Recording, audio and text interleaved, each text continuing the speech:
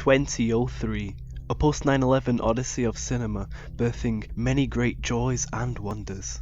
Within all these happenings, young director Vincent Gallo premieres his newest film, his follow-up to the indie darling, Buffalo 66. 3 years of hard work go by, and Gallo's day finally comes. He presents a rough cut of the film to Cannes, and it gets booed for the entire duration. Roger Ebert claimed it was the worst film in the history of the festival. It practically ruined Vincent Gallo's career, and made him never release a film again. Did the film deserve all that? Not really. And anyone that disagrees with me is a fucking idiot and can send hate mail or money to me at the Piccadilly Station mail toilets.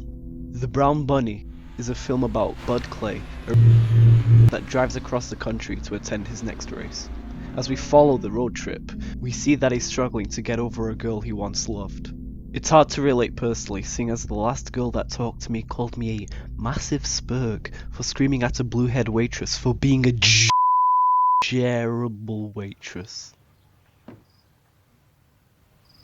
The film consists of long takes that go on for minutes at a time, when nothing really seems to happen. It can be kind of a turn off if you're not really used to these types of films, as there's lots of scenes of nothing where we just watch Vincent Gallo speed around on his bike, go about his journey on the road, get some noodles, get some head. There's very little dialogue, and the dialogue that is there is kind of awkward and timid. Now, I know what you're probably thinking. Why would I want to watch this instead of this? Oh yeah. Well, the film is just a little slow is all. Like Kyle in the 3rd grade. I mean, he couldn't really get all the answers on time, but he still got some of them.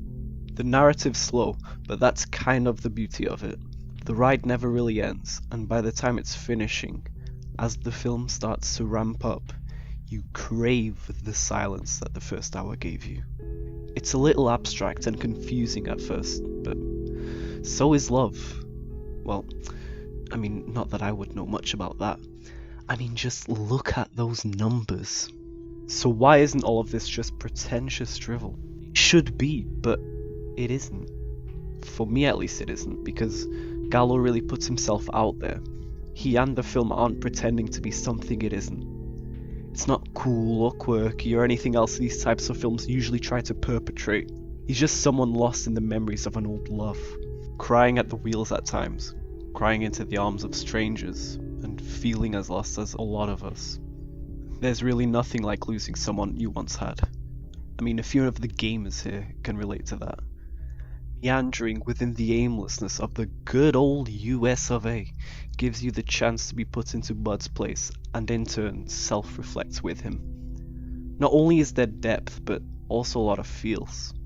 Gallo's acting really helps to sell the atmosphere, along with the haunting emptiness of the landscape. There's no shortage of beautiful shots of the road up ahead. It's hard to talk about the film without talking about the controversy. At the end of the film, Vincent Gallo gets his dick sucked by Chloe Sevigny, which was a huge deal on release, and some memed that the film was made just so my boy Gallo could get some head. It sort of seems like it at first, but after listening to the director's commentary, he talks about how nervous he was leading up to the scene, and during the scene, how vulnerable and uncomfortable he felt. It's a shame really that a lot of people got turned away from the film because of a 4-minute scene. It's normal to hear about the criticism of how vain and conceited Gallo is in his films, and it's kind of understandable, but I can't really see it personally. To me, his films are genuine and reflective of his own insecurities as a person. Personally, I only see an absolute Chad revealing his inner incel. When the film released after Cannes, it got recut, having about 20 minutes trimmed down from the rough cut originally shown, but the damage was already done. Roger Ebert said the new version was a lot better, which seems like a total cop-out, because the scenes that were cut were fairly inconsequential, and barely affected the film at all. The film made little money, and Gallo hasn't released another major film since. It's a brutal showing of the power that critics have on the general public. Despite the film now gaining a bit of a cult following, it's hard to see the film ever getting the mainstream attention it really deserves. I mean, the director's commentary alone is worth a listen. Vincent Gallo has really interesting insights into both the film and the process of making it, whilst also being incredibly based. A little more difficult to work with. But she's very watchable, she's good. I'm happy that I don't have Spider Girl or Shoplifter in my film.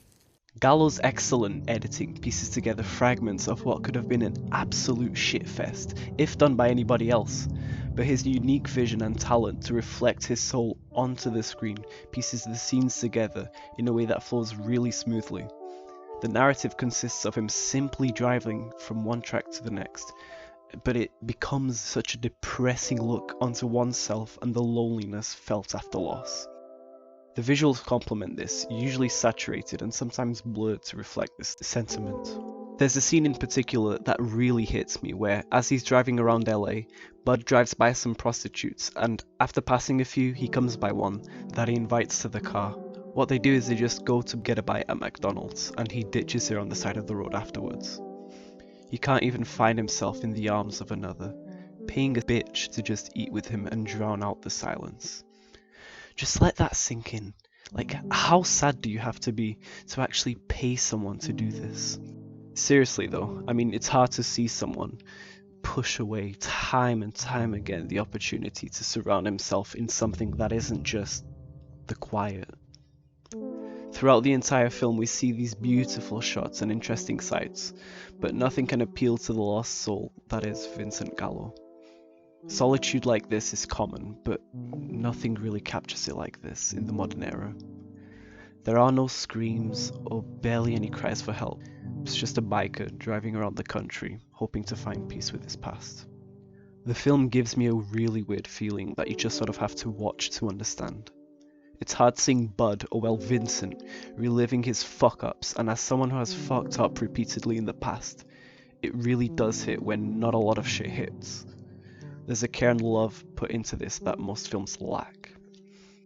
Brown Bunny lingers in my subconsciousness. As time goes on, something inside me refuses to forget every slow detail that constitutes this film's DNA. No matter what critics have said in the past, the soul bleeds through the screen. I don't really give a shit what anyone else thinks of the film, I know I love it. It's one of the most genuine pieces of film out there. It's hard to find this level of comfort found within the uncomfortable.